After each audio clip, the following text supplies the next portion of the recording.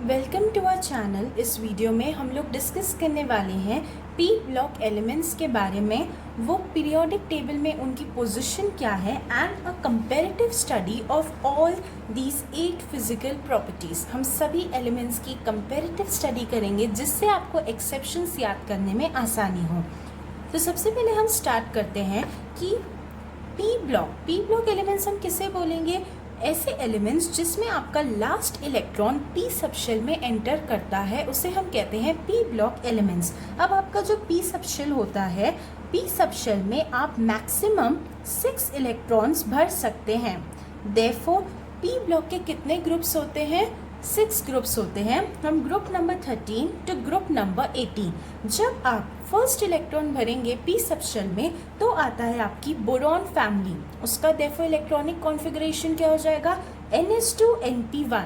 We start filling the P subshell. तो आपने पहला इलेक्ट्रॉन भर दिए। Then for the carbon family आपने दूसरा इलेक्ट्रॉन भर दिया पी सबशेल में, therefore NH2NP2। For nitrogen family NH2NP3। फिर आप जब ऑक्सीजन फैमिली के लिए जाएंगे तो NH2NP4।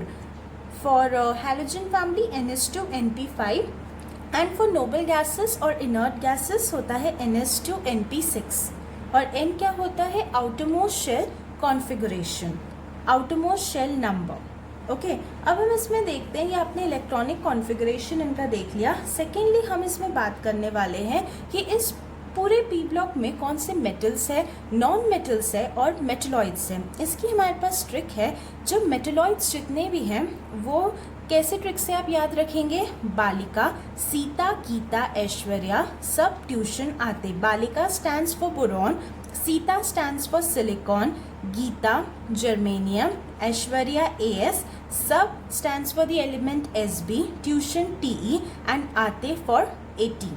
तो इतने ही आपके पास मेटलॉइड्स रहते हैं। उसके बाद आपको एक और बात ध्यान रखनी है कि मेटलॉइड के ऊपर क्या होंगे? नॉन मेटल, और नीचे क्या होंगे? मेटल्स। नीचे ही मेटल्स क्यों होते हैं? क्योंकि जैसे ही आप नीचे आते जाओगे तो जो है आपका साइज इंक्रीज करता है, क्योंकि नंबर ऑफ शेल्स इंक्रीज कर रहे हैं तो न्यूक्लियस और आपके इलेक्ट्रॉन के बीच की दूरी बहुत इंक्रीज कर जाती है। देयरफॉर न्यूक्लियर फोर्स उस पर इतना नहीं लग पाता। देयरफॉर जो इलेक्ट्रॉन्स है वो इजीली रिमूव हो जाते हैं। इसे ही हम कहते हैं metallic nature. Therefore metallic character नीचे आने से इंक्रीज होता है since the electron gets removed easily. Okay, तो हम अब इसमें सेकेंड प्रॉपर्टी की बात कर रहे हैं। इसमें जो है इसके साइजेस में हम अगर जनरल ट्रेंड की बात करें तो जितने भी ग्रुप है, आप जैसे ही ऊपर से नीचे आएंगे ग्रुप में तो जो साइजेस है वो इंक्रीज करेंगे, बिकॉज नंबर ऑफ शेल्स जो है इंक्रीज कर रहे हैं। बट अगर आप लेफ्ट टू राइट जाएंगे तो नंबर ऑफ इलेक्ट्रॉन्स इंक्रीज कर रहे हैं। देयरफॉर जो न्यूक्लियस है उसमें प्रोटॉन्स भी इंक्रीज करेंगे।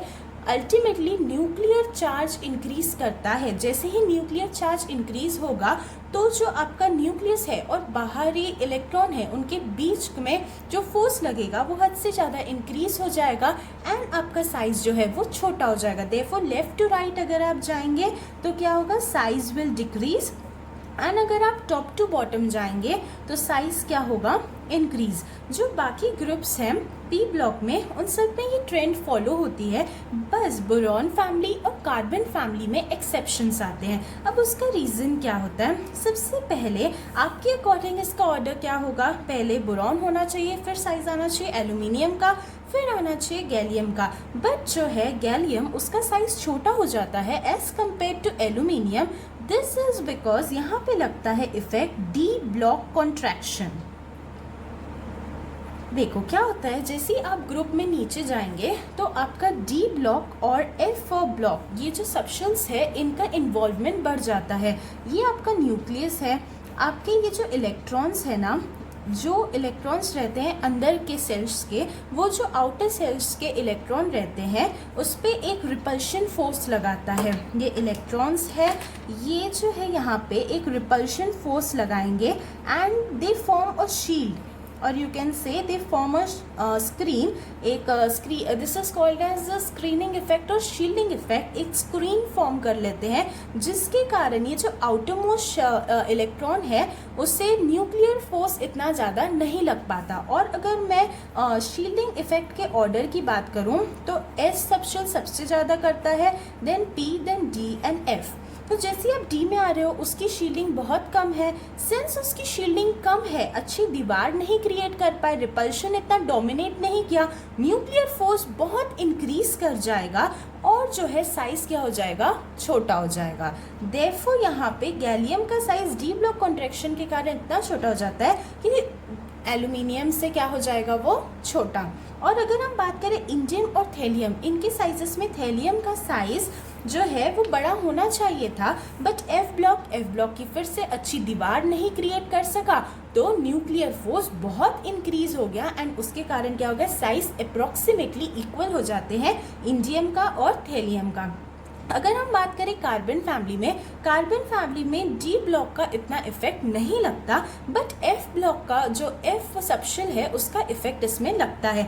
एफ सबशेल की फिर से शील्डिंग की बात आएंगी तो उसकी शील्डिंग सबसे कम है, देयरफॉर जो न्यूक्लियर चार्ज है वो इंक्रीज कर जाएगा and the size of PB becomes less than SN, जो कि पीबी का क्या होना चाहिए था, ज़्यादा होना चाहिए था। तो ये दो एक्सेप्शन है, आपको ध्यान में रखना है। फिर हम बात करते हैं आयोनाइजेशन एनर्जी जो रहती है it is inversely proportional to size. अब ऐसा क्यों है, अगर आपका साइज समझो बहुत छोटा है, ये आपका न्यूक्लियस है और साइज बहुत छोटा है, तो जो न्यूक्लियर का फोर्स होगा वो बहुत ज़्यादा होगा। न्यूक्लियर का फोर्स ज़्यादा है तो आपको मोर अमाउंट ऑफ एनर्जी देनी पड़ेगी इलेक्ट्रॉन रिमूव करने के लिए, and the energy required to remove the electron is the ionization energy. Therefore अगर आपका साइज छोटा है, न्यूक्लियर पुल ज़्यादा है, देयरफॉर जो आपकी जो आयोनाइजेशन एनर्जी होगी वो भी बहुत हाई होगी, मतलब कम साइज में high ionization energy, they have a inverse relation.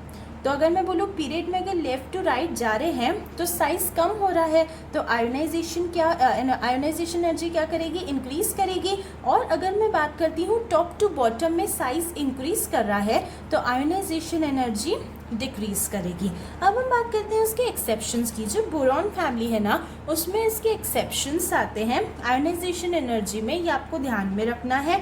इसकी ट्रिक है हमारे पास, बंद करके ताला, गया एल्यूमिनियम, इंडिया। बंद करके स्टैंड्स फॉर बोरॉन, ताला इज Tl, गया इज गैलियम, आलू is aluminium and India ion. तो बंद करके ताला, गया एल्यूमिनियम, इंडिया, ये आपको ध्यान में रखना है आयोनाइजेशन एनर्जी के लिए। और अगर मैं कार्बन फैमिली की आयोनाइजेशन एनर्जी की बात करूं तो it is just inverse of its size. Size में यहाँ पे एक एक्सेप्शन आया था, पीबी का कम हो गया था एसएन से एफ सबशेल के कारण। देयरफॉर जब हम साइज की भी बात करेंगे, आयोनाइजेशन एनर्जी की बात करेंगे तो साइज के इन्वर्सली प्रोपोर्शनल है, देयरफॉर पीबी की आयोनाइजेशन एनर्जी क्या हो जाएगी, ज़्यादा हो जाएगी एसएन से। एंड बाकी अगर मैं पी ब्लॉक के ग्रुप्स की बात करूं तो उसमें कोई भी एक्सेप्शंस नहीं होते हैं, ये जनरल ट्रेंड फॉलो होती है।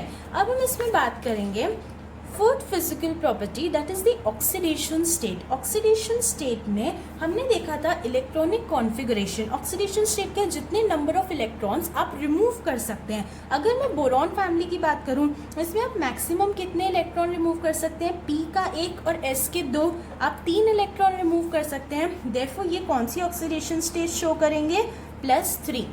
ओके, तो ये सब +3 ही शो करते हैं, बट जो Tl होता है वो +1 शो करता है, that is a lower oxidation state. इसका इलेक्ट्रॉनिक कॉन्फ़िगरेशन क्या था, NH2 मतलब इसका सिर्फ T का इलेक्ट्रॉन लूज होता है, S का नहीं होता।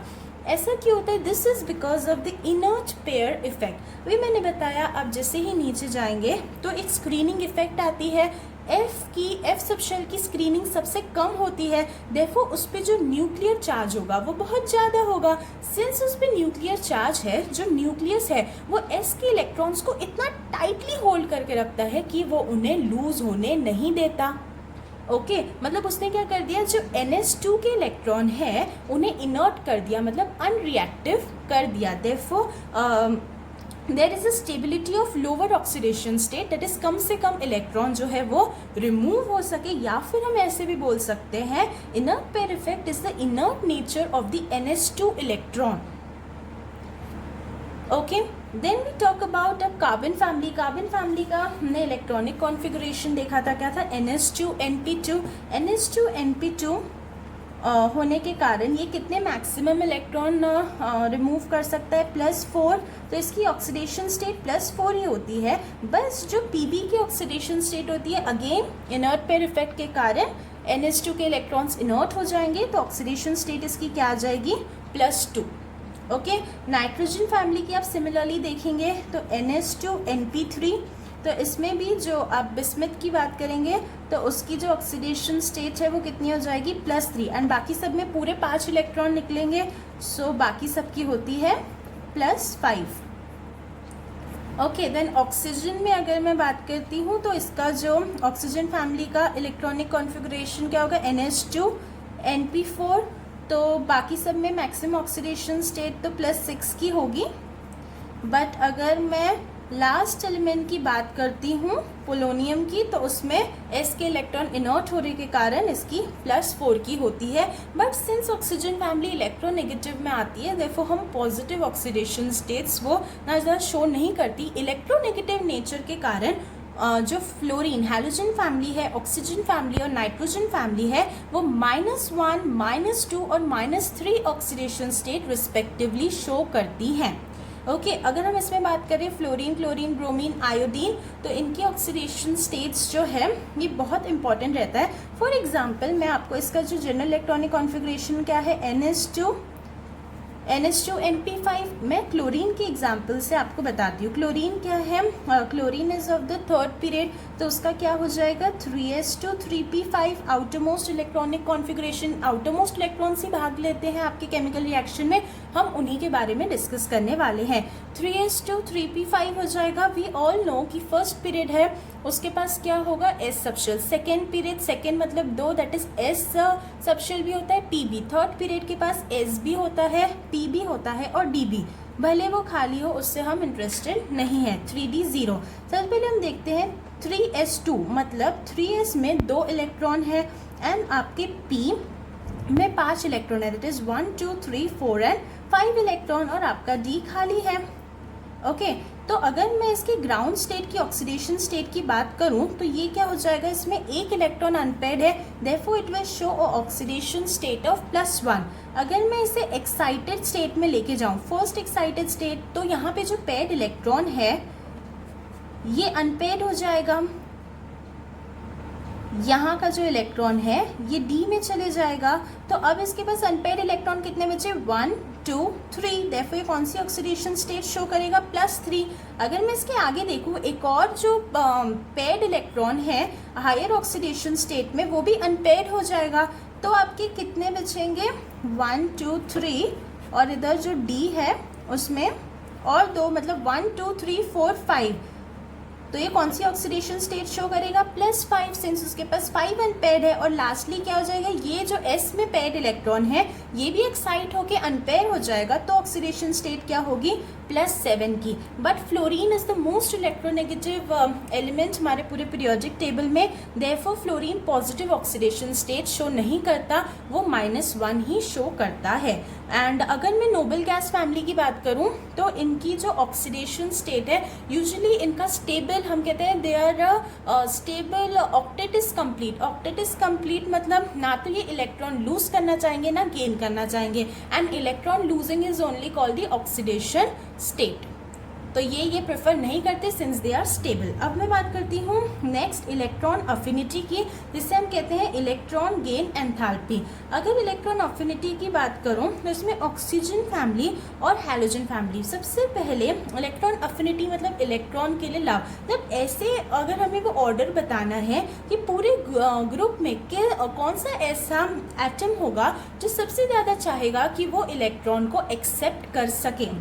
अगर हम ग्रुप की बात करें, साइज छोटा है तो न्यूक्लियर चार्ज ज़्यादा होगा तो इलेक्ट्रॉन पे ज़्यादा फोर्स लगेगा, देयरफॉर इन अ ग्रुप वो ऊपर से नीचे आने के लिए डिक्रीज होना चाहिए। बट इसमें एक्सेप्शन क्यों आता है, देखो, क्योंकि ऑक्सीजन जो होता है ना, ऑक्सीजन मैंने जो भी सेकेंड पीरियड के होते हैं उनके साइज छोटे होते हैं, और ऑक्सीजन पे हमें पता है 2 लोन पेयर होते हैं, उसका साइज छोटा है और छोटे से घर में वो खुद ही कंजेस्टेड रह रहे हैं।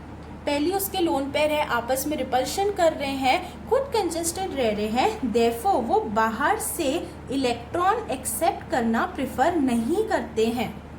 ओके, तो देयरफॉर जो इलेक्ट्रॉन अफिनिटी है ऑक्सीजन फैमिली में वो डिक्रीज तो करती है ग्रुप में, बट ऑक्सीजन की क्या होती है, सबसे कम होती है। और अगर हम हैलोजन फैमिली की बात करेंगे तो जो उसकी इलेक्ट्रॉन अफिनिटी का ऑर्डर है, तो फ्लोरीन का इससे ज़्यादा होना चाहिए था, but due to small size खुद ही कंजेस्टेड रह रहा है, वो इलेक्ट्रॉन को गेन करने के प्रेफरेबल में इतना नहीं रहता, देयरफॉर क्लोरीन से उसकी इलेक्ट्रॉन अफिनिटी क्या हो जाएगी, कम हो जाएगी। तो ये था इलेक्ट्रॉन अफिनिटी का ऑर्डर। अब मैं बात करती हूँ इलेक्ट्रोनेगेटिविटी की।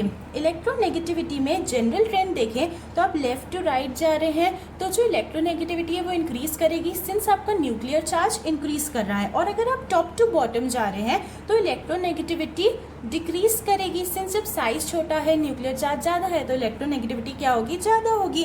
अब हम बात करते हैं कुछ इंपॉर्टेंट, ये जनरल ट्रेंड हर जगह फॉलो होती है, बट आपको कुछ एलिमेंट्स के पीरियोडिक टेबल में इलेक्ट्रोनेगेटिविटी याद रहना चाहिए। मैं बोलूँगी सिर्फ आप एक ही याद रखो, फ्लोरीन की क्या होती है, 4 हाईएस्ट। अब हमने क्या बोला था, जैसे ही आप ग्रुप में नीचे जा रहे हैं वो कम हो रही है, और अगर आप राइट में जा रहे हैं तो वो इंक्रीज कर रही है, मतलब अगर आप लेफ्ट में जाएंगे तो इलेक्ट्रोनेगेटिविटी डिक्रीज होगी। तो पी ब्लॉक में अगर आप फ्लोरीन से लेफ्ट में जाते हैं तो 0.5 के डिफरेंस से इलेक्ट्रोनेगेटिविटी जो है डिक्रीज करती है। फ्लोरीन के जिस पहले कौन सी फैमिली आती है, ऑक्सीजन, तो ऑक्सीजन की क्या होगी इलेक्ट्रोनेगेटिविटी 3.5, 0.5 से कम हुई। फिर अगर मैं नाइट्रोजन की बात करूं तो फिर से 0.5 से कम होगी तो कितनी हो जाएगी 3.0। कार्बन की कितनी होगी फिर 0.5 से कम तो 2.5। ये सब किसके थे, आपके पी ब्लॉक के, देखो किससे कम किया हमने 0.5 से। अब जब आप एस ब्लॉक में जा रहे हो मतलब हाइड्रोजन के पास, तो आप क्या करोगे 0.4 से कम कर दोगे, दैट इज इसकी कितनी हो जाएगी 2.1। यहाँ पे आपने 0.5 से कम किया, यहाँ पे आप करोगे 0.4 से। यानी इसकी ट्रिक है कि जो HP है हिमाचल प्रदेश में एक कसाई है जो नकल करता है, so that is Himachal Pradesh. HP मतलब हाइड्रोजन और फॉस्फोरस की इलेक्ट्रोनेगेटिविटी सेम होगी, देखो हाइड्रोजन फॉस्फोरस की क्या होगी 2.1। अब बात है नकल, दैट इज नाइट्रोजन और क्लोरीन। नाइट्रोजन जो है उसकी क्या है 3, देखो क्लोरीन की कितनी हो जाएगी 3। देन हम बात करते हैं कसाई, दैट इज CS और I, that is carbon, sulphur और आयोडीन की क्या होगी सेम होगी। कार्बन की मैंने बताया 2.5, देखो सल्फर की भी क्या होगी 2.5 एंड आयोडीन की भी क्या होगी 2.5। बस अपना बचा ब्रोमीन। हमें पता है आप जिस नीचे जा रहे हो इलेक्ट्रोनेगेटिविटी कम होगी, देखो अब हमने देखा यहाँ पे 0.5 से कम हो रही थी, यहाँ पे 0.4 से कम हो रही थी, देखो यहाँ पे 0.3 से कम होगी। देखो अगर मैं आयोडीन की बात करूँ ऊपर जाओगे तो इलेक्ट्रोनेगेटिविटी ज़्यादा होगी इस ट्रेंड के हिसाब से, देखो आप इसमें क्या करो 0.4 ऐड कर दो तो इसकी कितनी हो जाएगी 2.9। ओके, तो ये हो गई इलेक्ट्रोनेगेटिविटी जो आपको ध्यान में रखना है। अब हम आगे इसमें बात करेंगे बॉन्ड स्ट्रेंथ के बारे में। बॉन्ड स्ट्रेंथ क्या होता है, देखो जब आपके साइजेस जो है ना छोटे छोटे रहते हैं तो ओवरलैपिंग अच्छी होती है। अगर उसकी ओवरलैपिंग अच्छी हो रही है तो आपका जो बॉन्ड होगा वो अच्छा फॉर्म होगा, मतलब अगर स्मॉल साइज है ओवरलैपिंग अच्छी हो रही है बॉन्ड अच्छा फॉर्म होगा। पर एक और फैक्टर होता है जो अफेक्ट करता है जिससे हम कहते हैं लोन पेयर रिपल्शन। अगर आपका साइज छोटा है, जैसे ऑक्सीजन फैमिली की बात करो तो उसमें 2 लोन पेयर है, ऑक्सीजन के पास कितने रहते हैं 6 इलेक्ट्रॉन रहते हैं आउटरमोस्ट शेल में, और वो 2 बॉन्ड बनाता है, मतलब उसके पास 2 लोन पेयर हमेशा ही रहते हैं। तो 2 लोन पेयर जो है आपस में रिपल्शन कॉज करते हैं, रिपल्शन के कारण बॉन्ड स्ट्रेंथ कम होती है। देखो अगर मैं बात करूं, देखो कार्बन फैमिली की, कार्बन फैमिली में तो लोन पेयर नहीं होता, तो हम कौन सा फैक्टर देखेंगे, सिर्फ ओवरलैपिंग अच्छी, तो साइज छोटा कार्बन का होता है कार्बन फैमिली में, तो उसके बॉन्ड स्ट्रेंथ का ऑर्डर क्या होगा कार्बन के बाद silicon, then germanium, then SN, जो हमने इसका ऑर्डर पर थे ये carbon, then silicon, then germanium और फिर एसएन। फिर हम बात करते हैं अगर नाइट्रोजन फैमिली में नाइट्रोजन के पास एक लोन पेयर होता है, देयरफॉर लोन पेयर ऐसे तो नाइट्रोजन का अच्छा होना चाहिए था फॉस्फोरस से, सिंस उसका साइज छोटा है, ओवरलैपिंग अच्छी है, बॉन्ड स्ट्रेंथ अच्छी होनी चाहिए थी, but due to the lone pair repulsion, छोटे साइज में ज़्यादा रिपल्शन होगा, घर छोटा कंजेस्टेड, ओके, देयरफॉर नाइट्रोजन की क्या हो जाएगी, कम हो जाएगी बॉन्ड स्ट्रेंथ फॉस्फोरस से। बट अगर मैं ऑक्सीजन फैमिली और हैलोजन फैमिली की बात करती हूँ तो ऑक्सीजन फैमिली में 2 लोन पेयर होंगे और हैलोजन फैमिली में 3 लोन पेयर है, देयरफॉर इसमें रिपल्शन इतना बढ़ जाता है कि ये जो है ऑक्सीजन फैमिली में सल्फर और सिलीनियम के बाद आती है ऑक्सीजन की bond strength, and halogen family में फ्लोरीन की, क्लोरीन और ब्रोमीन के बाद आती है बॉन्ड स्ट्रेंथ। तो आपको ये ध्यान में रखना है। अगर आपको कोई पूछता है bond order, bond strength is directly proportional to bond order and which is inversely proportional to bond length. तो आपको किसी का भी ऑर्डर पूछा, बॉन्ड लेंथ का पूछा, तो आप इसका उल्टा करके बता दोगे बॉन्ड स्ट्रेंथ का। तो आपको ये ध्यान में रखना है। अगर आप बोरॉन फैमिली का पूछोगे बॉन्ड स्ट्रेंथ, सिंस उसमें क्या होती है, मेटालिक बॉन्डिंग, हम ये सब कोवेलेंट बॉन्डिंग की बॉन्ड स्ट्रेंथ देख रहे हैं, देयरफॉर हम इसमें बोरॉन फैमिली की डिस्कस नहीं कर रहे हैं। फिर हम बात करते हैं फिजिकल स्टेट में मैं आपको ये ओवरव्यू बता रही हूँ पूरे पीरियोडिक टेबल में टोटल 11 गैसेस ही हैं। 11 गैसेस कौन सी है, पहले तो आप याद रख लो नोबल गैसेस, उनका नाम ही है नोबल गैसेस, तो वो सब गैसेस होंगी, 6 तो उसमें हो गई, ओके। बाकी कौन सी होती है, हाइड्रोजन, नाइट्रोजन, ऑक्सीजन, फ्लोरीन और क्लोरीन। और अगर मैं बात करती हूँ लिक्विड स्टेट में कौन है पूरे पीरियोडिक टेबल में, दैट इज मर्क्यूरी, ये तो हमें पता है, मर्क्यूरी एंड ब्रोमीन। अगर कोई पूछे नॉन मेटल जो पूरे पीरियोडिक टेबल में लिक्विड स्टेट में है तो हम क्या बोलेंगे, ब्रोमीन, क्योंकि बाकी सब क्या है यहाँ पे, मेटल्स। फिर गैलियम, सीजियम, फ्रांशियम और रुबीडियम, जो इनका जो मेल्टिंग पॉइंट रहता है 30 डिग्री सेल्सियस होता है, और मर्क्यूरी और ब्रोमीन का क्या होता है 25 डिग्री सेल्सियस। ये गैस है, ये लिक्विड है, मतलब बाकी बचे हुए क्या हो जाएंगे आपके सॉलिड। तो इस प्रकार हमने इस वीडियो में जितने भी ये 8 फिजिकल प्रॉपर्टीज़ थी इसे डिस्कस किया, कंपैरेटिव स्टडी। इसके बाद हम पी ब्लॉक को इंडिविजुअली डिस्कस करेंगे, जिसमें हम ये सब प्रॉपर्टीज़ और कुछ जो उनके एक्सेप्शनल फिजिकल प्रॉपर्टीज़ वो शो करते हैं, chemical properties, compounds of the particular group, वो सब डिस्कस करेंगे। तो उम्मीद है कि आपको ये वीडियो पसंद आई होगी एंड आप आगे की वीडियोज़ भी देखेंगे। Please like, share and subscribe ज़रूर कीजिएगा। Thank you.